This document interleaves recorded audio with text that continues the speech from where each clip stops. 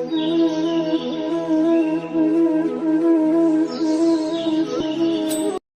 Hey guys, আজকে রান্না চলেছে ধোকার তরকারি। এখানে রয়েছে ধোকা ভাজা আর আলু ভাজা, আর রয়েছে হলুদ গুঁড়ো, লঙ্কার গুঁড়ো, নুন, চিনি, গোটা জিরে, তেজপাতা, ধনে গুঁড়ো, জিরে গুঁড়ো, আর রয়েছে চার মগজ, কাজু বাদাম, পোস্ত, কিশমিশ বাটা, আর রয়েছে আদা বাটা।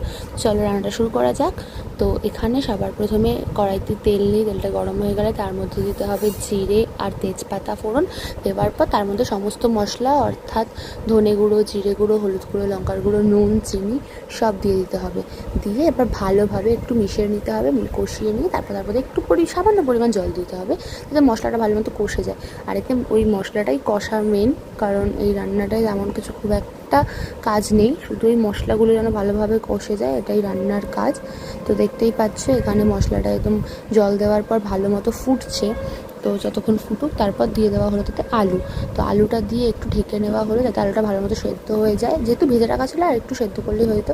তো 2-5 মিনিট পর কড়াই খুলে দেখে যে না, আলুটাও সেদ্ধ হয়ে গেছে, বুঝে দেখছে। তো আলুটা সেদ্ধ হয়ে গেলে তারপর তার মধ্যে দিয়ে দিতে হবে কাজু বাদাম, চার মগজ, পোস্ত, কিশমিশ একসাথে যে বেটে রাখা হয়েছিল ওই বাটাটা দিয়ে দিতে হবে।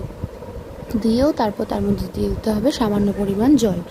সামান্য পরিমাণ দেখো জল দিয়ে দেওয়া হলো, দিয়ে তো তারপরে আরেকবার ঢাকনা দিয়ে দেওয়া হলো।